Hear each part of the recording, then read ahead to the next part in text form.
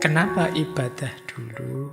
Yang pertama, karena tugas utama kita di muka bumi ini Abdullah, yaitu menyembah Allah, beribadah pada Allah. Jadi pokoknya ibadah.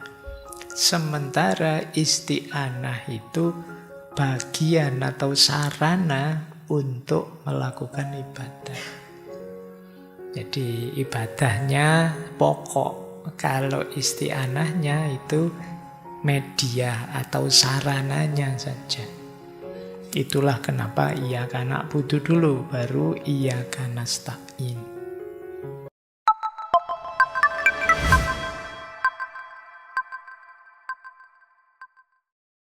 Malam hari ini kita bahas salah satu kitab beliau yang judulnya Madarijus Salikin Baina Manazili Iyyaka Na'budu wa Iyyaka Nasta'in.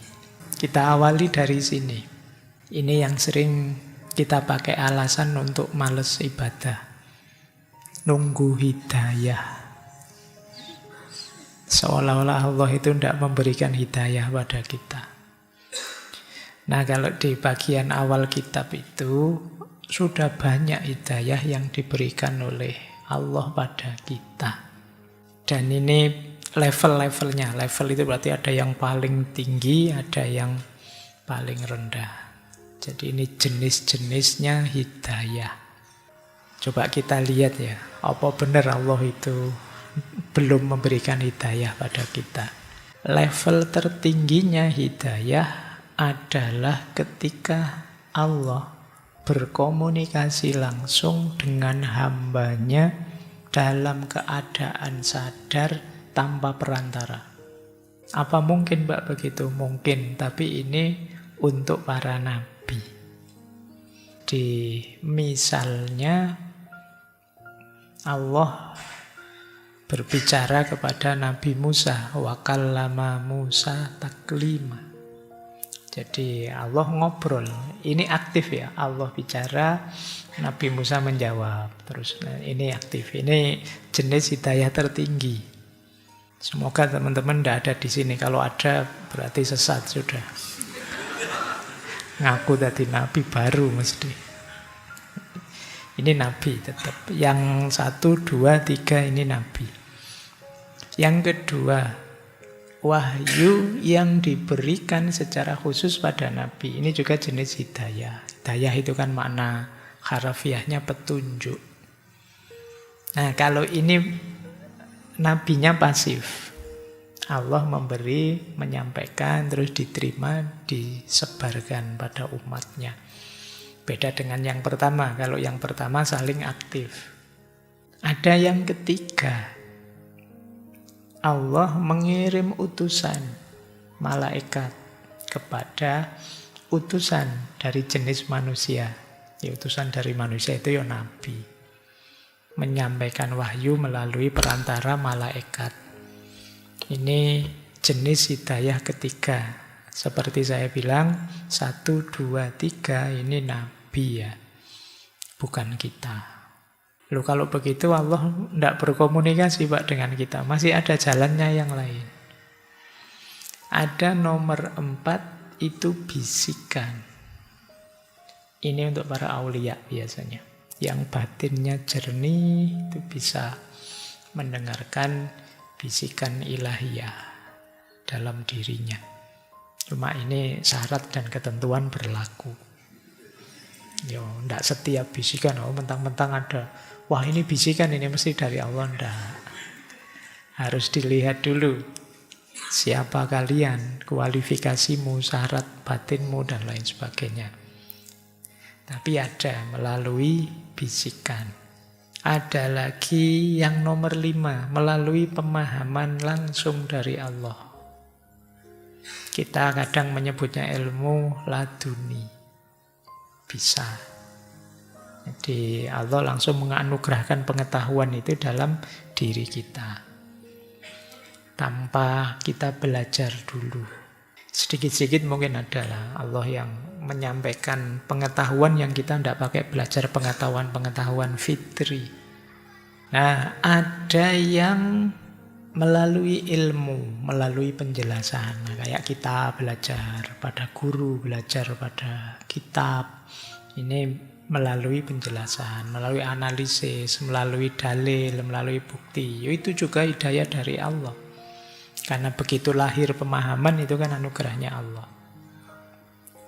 Ada juga hidayah itu yang melalui penjelasan seperti yang sebelumnya, cuma ini 50-50. Saya belajarnya 50%, terus Allah ridho disambut dengan pertolongannya Allah. Biasanya saya baca buku kayak gini tidak paham-paham. Ini kok tiba-tiba mudah paham ya. Nah itu kemungkinan jalur ini. Jadi ikhtiar kita 50%, pertolongannya Allah 50%-nya.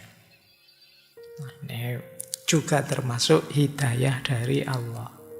Ada lagi melalui simak tadi, pendengaran. Kayak kalian dengerin ngaji atau dengerin ceramah atau dengerin orang ngomong, tiba-tiba tercerahkan. Nah itu ya anugerahnya Allah. Ini namanya melalui pendengaran, itu juga hidayah. Tidak harus pengajian, mungkin mendengarkan lagu apa gitu tiba-tiba, wah tersentuh saya, sadar saya. Nah itu bisa, itu juga bagian dari hidayah dari Allah. Jadi hidayah jalurnya banyak. Bisa juga melalui ilham. Di alhama yulhimu ilhaman. Ini seperti bisikan yang di atas tadi, cuma ini untuk kita orang biasa kadang-kadang juga tiba-tiba muncul inspirasi apa, dapat ilham dari Allah seperti apa. Ini juga bisa jalur. Yang terakhir, mimpi, ar-ru'ya as-sholihah, mimpi yang benar. Kadang-kadang Allah juga memberi petunjuk lewat mimpi, lewat isyarat-isyarat. Mungkin kalian suatu ketika ingin atau sudah pernah melakukan sholat istikharah. Sholat istikharah itu kan sholat yang minta petunjuk pada Allah. Nah, coba kalian sekali-sekali ya, kalau ada keraguan, kebingungan, mungkin milih yang ini apa yang itu ya. Nah itu istikharah lah. Itu nanti Allah memberi isyarat-isyarat mana yang sebaiknya. Baik. Ya, saya tahu kalau kalian mesti jawab istikharah gimana Pak, yang dipilih tidak ada. Ya kalau ada. Jadi istikharah untuk bingung ya, jangan istikharah untuk sesuatu yang kalian sudah mantep milih dan sudah baik, pilihanmu sudah tetap sih. Istikharah itu untuk milih, kalau memang sudah mantep ya nawaitu lillahi ta'ala barang baik. Pak saya mau ngaji Pak, ini kira-kira gimana ya, enak ndak ya ngaji apa ndak ya? Tak istikharah dulu ya, ngaji barang baik, ndak usah istikharah, jalan saja sudah. Jadi istikharah itu kalau ada dua kebaikan mungkin yang kalian ragu-ragu, ini apa itu boleh kamu istikharah. Kalau kebaikan dan kejelekan jangan istikharah, pilih yang baik. Jangan mau nikah nanti ini bujangan, ini istrinya orang, yo tetap pilih bujangan. Kayak gitu jangan istikharah, masalah nanti. Baik, di antara isyarat itu kadang lewat mimpi. Di ar-ru'ya as-sholihah. Baik, ini mungkin untuk menjawab juga ya kalian yang senang beralasan dengan nunggu hidayah. Saya tahu kok Pak, ini baik, itu bagus, tapi kok rasanya belum tergerak. Saya nunggu hidayah saja Pak. Allah sudah sejak dulu memberikanmu hidayah. Wahyu sudah dibukukan dalam bentuk Al-Quran. Kitab-kitab juga banyak. Tinggal sebenarnya kalian mau gerak atau tidak sebenarnya. Jadi alasan nunggu hidayah itu jadinya kurang memadai.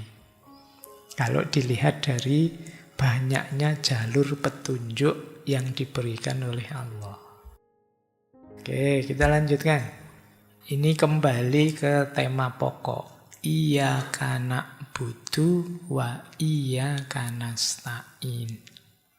Hanya padamu ya Allah aku menyembah, aku beribadah, dan hanya padamu ya Allah aku minta pertolongan. Nah, dijelaskan kemudian oleh Ibnu Qayyim. Kenapa sih kok ibadah lebih dulu, isti'anah belakangan? Isti'anah itu ya mohon pertolongan.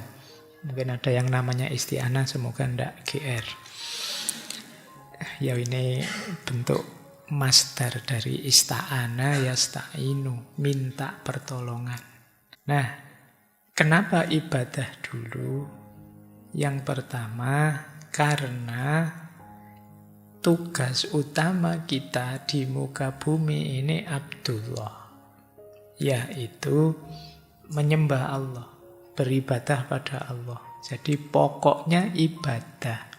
Sementara isti'anah itu bagian atau sarana untuk melakukan ibadah. Jadi ibadahnya pokok. Kalau isti'anahnya itu media atau sarananya saja. Itulah kenapa iyyaka na'budu dulu, baru iyyaka nasta'in. Yang kedua, ibadah itu uluhiyah, berkenaan dengan asma Allah yang hakiki, yang zati, yaitu Allah. Sementara isti'anah itu rububiyah, berkenaan dengan ketika Allah yang memelihara, yang mengatur alam semesta. Berkenaan dengan Rob, makanya kita minta tolong Allah dalam konteks kehidupan kita. Jadi ini antara uluhiyah dan rububiyah, ya tentu saja uluhiyah didahulukan. Kemudian ibadah itu haknya Allah. Kalau isti'anah itu hak kita. Sebagai hamba kita berhak minta tolong. Nah, sementara kalau untuk Allah ya sebagai ilah, sebagai Rob berhak disembah. Ya tentu saja harus dilebih dulukan haknya Allah, bukan haknya kita seorang hamba. Jadi, ini sudah runtut sudah. Iyyaka na'budu wa iyyaka nasta'in. Terus ibadah itu secara total mengandung isti'anah, minta tolong. Di antara cara kita menyembah Allah, beribadah pada Allah adalah minta tolong kepada Allah. Berarti memohon, bersandar, problem kita pasrahkan semua pada Allah. Ini kan namanya minta tolong. Itu kan bagian dari ibadah, tapi tidak sebaliknya. Tidak sebaliknya itu yang minta tolong tidak selalu kemudian berkaitan dengan ibadah. Jadi ibadah jauh lebih luas. Dilanjutkan oleh Ibnu Qayyim. Ibadah dituntut ikhlas. Tapi kalau isti'anah itu biasanya ada pamrih yang lain. Dia bisa ikhlas, bisa tidak. Tapi isti'anah itu kan ada keperluan kita. Ada apa? Ada konotasi ego kita. Keinginan kita ikut main. Kemudian kalau ibadah hak Allah yang diwajibkan pada hambanya, kalau isti'anah itu permohonan untuk bisa melakukan ibadah. Jadi isti'anah terbaik adalah saya mohon ya Allah semoga aku bisa beribadah padamu. Allahumma a'inna ala dzikrika wa syukrika wa husni ibadatik. Jadi doa terbaik, doa mohon bisa ibadah sebaik-baiknya. Jadi ya tetap yang lebih utama ibadah. Wong itu juga bagian yang kita minta pada Allah. Makanya ibadah duluan, nak budunya duluan. Nah, kalau ibadah menggambarkan rasa syukur kita atas anugerahnya Allah, sementara isti'anah itu anugerahnya Allah itu sendiri yang diberikan pada kita. Jadi kita meminta anugerah. Kalau ibadah itu ya syukur kita atas segala anugerahnya Allah. Ya rasa syukur kita dulukan. Terakhir, ibadah itu haknya Allah. Kalau isti'anah itu kewajibannya Allah. Pasti Allah akan menolong kita. Pasti Allah mengabulkan doa kita. Jadi hak dan kewajiban, ayo kita dulukan haknya Allah. Karena kewajiban Allah itu isti'anah kan ada konotasi menuntut Allah. Padahal Allah sudah memberikan banyak pada kita. Baik, ini alasan ya. Saya tidak tahu mungkin kapan-kapan ada yang tanya pada kalian kenapa na'budu dulu baru nasta'in. Karena memang yang satu berhubungan dengan Allah dan haknya Allah, yang satu hak kita dan kewajibannya Allah. Baik, kita lanjutkan. Nah, sekarang manusia yang dihubungkan dengan ibadah dan isti'anah. Ternyata macam-macam.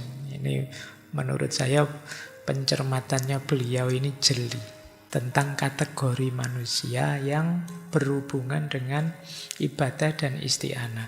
Ada jenis pertama manusia, ahli ibadah sekaligus ahli isti'anah. Beribadah pada Allah, ya minta tolongnya pada Allah. Iyyaka na'budu wa iyyaka nasta'in, itu sepenuhnya. Ada yang kedua, ibadah tidak mau, istiqanah juga tidak mau. Ini lawannya yang pertama ya. Insya Allah bukan kita. Oke, semoga tidak ada yang begitu ya. Kita kan kelemahannya cuma kurang serius itu aja. Semoga setelah ini jauh lebih serius. Ada yang ketiga, ibadah mau, tapi isti'anah tidak mau. Kamu heran kan? Apa ada Pak begitu? Ada. Beliau mencontohkan misalnya ada kelompok Qadariyah. Qadariyah itu kan yang percaya kebebasannya manusia. Nah, kalau kelompok ini ya mereka ibadahnya sih ibadah pada Allah, tapi isti'anahnya mereka meyakini sepenuhnya alam ini sudah ada aturannya, ada sunatullahnya, ada rumusnya. Jadi apa-apa itu sudah ada sebab akibatnya. Jadi mau kita minta tolong pada Allah yang gimana ya tidak bisa, wong ini sudah ada rumusnya. Kalau kamu males ya gagal nanti, kalau kamu tidak rajin ya hidupmu kacau balau kamu. Ini sunatullah dan Qadariyah meyakini ini 100%. Jadi tidak ada celah untuk intervensinya Allah karena Allah sudah menetapkan hukum yang semacam ini, ya ini total. Ini dikritik oleh Ibnu Qayyim. Loh, kalau kita minta tolong pada Allah, apa sih yang tidak mungkin bagi Allah?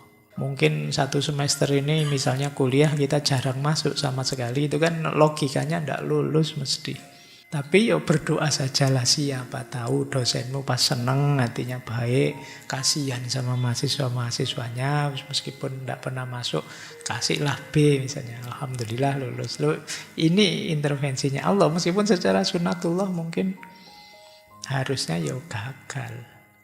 Oke, kan kalian sering itu meramalkan, kalau begini mesti begitu, ini hancur, Indonesia ini sudah tidak ada harapan. Gitu. Loh, kamu lupa punya Allah. Ya minta tolonglah pada Allah. Katanya iyyaka nasta'in. Hanya pada Allah minta pertolongan. Kok bahasamu pesimis begitu? Nah ini mirip orang Qadariyah tadi yang dikritik oleh Ibnu Qayyim. Hidup kok sepenuhnya didasarkan pada sebab akibat. Kalau sebabnya begini pasti begitu. Allah dengan qadarnya bisa saja intervensi. Yang tidak masuk akal bisa saja terjadi. Makanya tidak perlu putus asa. Termasuk dalam sepak bola. Insya Allah bisa. Baik, biar kamu senang. Terus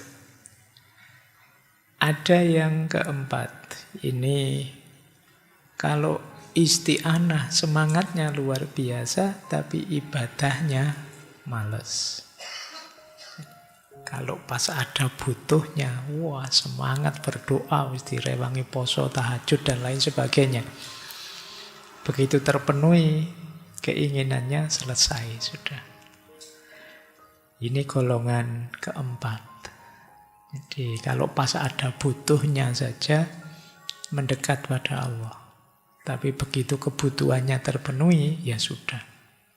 Jadi Allah hanya jadi ATM kita sebagai tambal butuh kita. Nah, dikritik oleh Ibnu Qayyim. Golongan yang isti'anahnya penuh tapi tidak mengamalkan apa yang dicintai dan diridhoi oleh Allah. Baik. Nah, teman-teman silahkan bermuhasabah, saya ada di mana dari kategori-kategori ini. Semoga kita ada di yang nomor 1, yang paling tinggi. Yo ahli ibadah, yo isti'anah kepada Allah. Kita lanjutkan.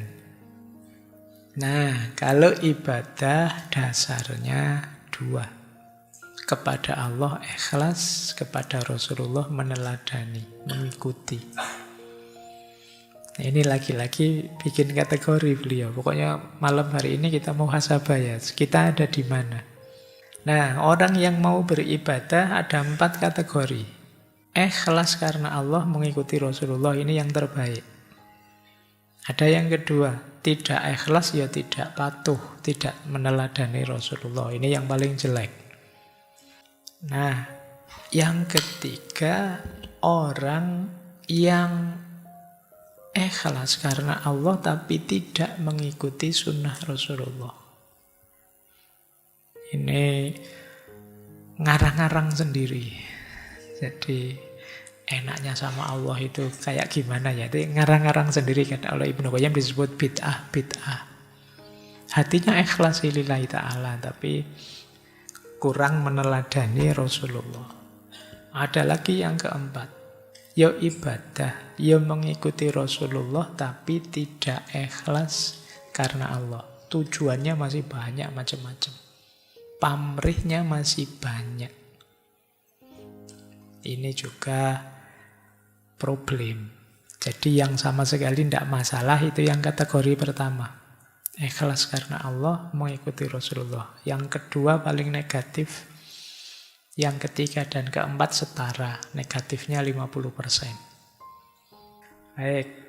Ini beliau pinter kalau bikin kategori-kategori begini ya. Ini ciri-ciri ulama zaman dulu. Muhasabahnya kuat. Kalau kita kan biasanya lebih menganggap diri kita, pokoknya saya baik-baik saja Pak, gitu aja. Kamu tidak pernah memikirkan dirimu secara dalam. Kita merasa baik saja, dan yang jelek itu orang lain. Khususnya orang lain yang sering kita komentari. Kalau konteksnya medsos. Jadi kita merasa bersih, terus kita merasa suci, kita merasa baik terus. Dan orang lain jauh lebih jelek dari kita. Ini ciri-ciri orang yang kurang muhasabah. Kita lanjutkan. Nah, masih di iyyaka na'budu wa iyyaka nasta'in. Ini macam-macam pandangannya orang tentang ibadah yang paling utama itu apa. Jadi Ibnu Qayyim mengkategori, meranking. Ada macam-macam ternyata pandangannya orang beribadah, termasuk para sufi tadi, termasuk beberapa yang dikritik oleh beliau. Ada yang mendefinisikan ibadah itu secara terbatas, ada yang mendefinisikan ibadah itu luas. Yang pertama, kata Ibnu Qayyim, ada orang yang beribadahnya rajin, tekun, luar biasa, tapi jahat pada dirinya sendiri. Semena-mena pada dirinya sendiri. Ini negatif, kata Ibnu Qayyim. Kan ada orang itu pokoknya hidup demi agama saja, demi ibadah saja. Tidak memperhatikan duniawinya, amanat tanggung jawab keduniaannya. Menyiksa dirinya, tirakat berlebihan. Nah, ini menyiksa diri. Karena kalau teman-teman belajar mistisisme, tradisi-tradisi mistik itu ada beberapa aliran yang istilahnya aliran purgatif. Aliran purgatif itu penyucian diri dengan cara antara lain menyiksa diri. Jadi bagaimana caranya tubuh ini dilemahkan biar jiwanya kuat. Jadi ada pandangan hidup ini jasmani rohani. Kalau ingin rohani kuat, jasmani harus dilemahkan. Karena kalau jasmani kuat, rohani mesti kalah. Nah, pandangan ini terus melahirkan aliran yang punya kecenderungan menyiksa diri. Dan memang nyari jalan susah. Dan ini kalau zaman Nabi kan dikritik. Zaman Nabi itu ada sahabat yang nazar, ada yang nazar begini. Saya kalau malam tidak akan tidur, mau sholat malam terus. Ada sahabat lain nazar, saya mau puasa terus tiap hari. Tidak ada hari tanpa puasa. Bahkan yang terakhir bilang, saya mau mempersembahkan hidupku untuk agama saja. Saya tidak akan menikah. Ini berat ini nazar-nazarnya ya. Tapi terus malah dikritik oleh Nabi. Jadi Nabi bersabda, aku ini Nabi. Tapi aku tidur ya aku bangun. Iya sholat malam, tapi ya ada tidurnya dong. Kan tubuh ini ada haknya untuk tidur. Jadi ini masih mending loh ya, melekan untuk sholat malam saja dilarang oleh Nabi, apalagi kamu melekan nongkrong, rokok. Melekan yang tidak jelas maunya itu ya pasti tidak boleh. Kesehatan jasmani rohaninya kacau. Termasuk puasa, puasa terus-terusan tidak boleh. Aku puasa juga aku buka puasa. Dan aku menikah. Jadi an-nikahu sunnati faman rohiba an sunnati falaisa minni. Jadi Nabi juga nikah. Jadi untuk kepentingan ibadah tidak boleh menyiksa diri. Masing-masing ada haknya. Harus kamu penuhi haknya. Makanya kalau dalam Islam itu puasa ya, tapi ya sahur diakhirkan keutamaan. Berbuka puasa diawalkan keutamaan. Itu karena sangat peduli dengan haknya tubuh ini. Baik, ini kelompok pertama yang menganggap ibadah itu mengorbankan kehidupan duniawi sepenuhnya. Ada yang kedua, orang yang menganggap ibadah paling utama itu zuhud. Dengan makna apa? Tidak peduli kehidupan duniawi. Jadi kan banyak pandangan-pandangan spiritual yang mengajak lari dari dunia. Ini juga negatif. Jadi, karena kita itu amanat kita tidak hanya amanat kehambaan, tapi juga amanat kekhalifahan. Kita oleh Allah diberi amanat mengelola, memakmurkan bumi ini. Ada lagi yang ketiga, mungkin teman-teman sering mendengar orang jenis ketiga ini, yang menganggap ibadah paling utama itu ibadah sosial. Menyantuni fakir miskin, membantu orang lain, dan lain sebagainya. Jadi yang penting kita baik lah Pak sama orang lain, urusan saya sholat atau puasa itu urusan saya. Nah, ini gaya ketiga. Jadi menganggap puncaknya ibadah itu di ibadah sosial. Loh, ibadah sosial itu harusnya iya, tapi ibadah individual, kewajiban-kewajiban pada Allah, ya harusnya dipenuhi juga, dia tidak kalah utama. Jadi dibolak-balik tetap harus ada semuanya. Jadi tiga yang pertama ini kata Ibnu Qayyim ini mendefinisikan ibadah secara sangat terbatas. Harusnya ibadah itu tanpa batas. Dengan definisi ibadah yang terakhir itu. Jadi ibadah yang paling utama itu ibadah yang sesuai waktunya dan sesuai tugasnya.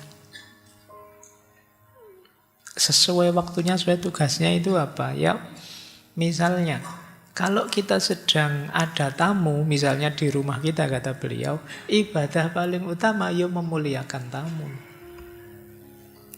Kalau sedang belajar misalnya, ya ibadah paling utama ya memuliakan yang ngajar, memuliakan teman belajar, menghargai buku. Jadi ini apa saja bisa jadi ibadah asalkan kita jalankan sesuai waktunya dan sesuai tugas kita, kewajiban kita. Dengan ketemu teman, ya kewajiban pada teman apa? Dilakukan. Ketemu orang tua, kewajiban pada orang tua apa? Itulah ibadah. Jadi apapun bisa bernilai ibadah kalau kita pas menjalankannya. Tidak terbatas di tiga yang atas tadi. Ini jenis ibadah. Jadi jangan dicampur-campur yo. Sebaik apapun ibadah kalau tidak pas waktunya ya negatif. Saya mumpung rajin sholat, masih jam 9 pagi tak sholat zuhur, tidak pas. Saya kuat kok Pak puasa, meskipun Ramadan kurang 2 bulan, saya mulai sekarang nama itu puasa Ramadan, tidak pas. Jadi pas waktunya dan sesuai dengan tugas dan amanat kita. Ini ibadah yang paling utama. Jadi jangan dicampur-campur. Kadang-kadang kita nyampur-nyampur, tidak ngerti waktunya. Ini sedang bergurau, menyenangkan hati teman. Oh, kalau ini sedang dakwah, nuntun. Itu kalau kecampur jadi kacau. Temannya sedang guyon, asik, tiba-tiba kamu mendakwai mereka. Ya tidak nyambung. Ngerti konteks, ngerti situasi. Nah, ini utama. Baik, jadi inilah perbedaan pandangan. Ya memang sampai hari ini kan macam-macam ini masih ada. Yang ingin lari dari dunia, yang jahat pada dirinya sendiri, atau yang menganggap ibadah itu yang terbaik ya ibadah sosial saja dan lain sebagainya.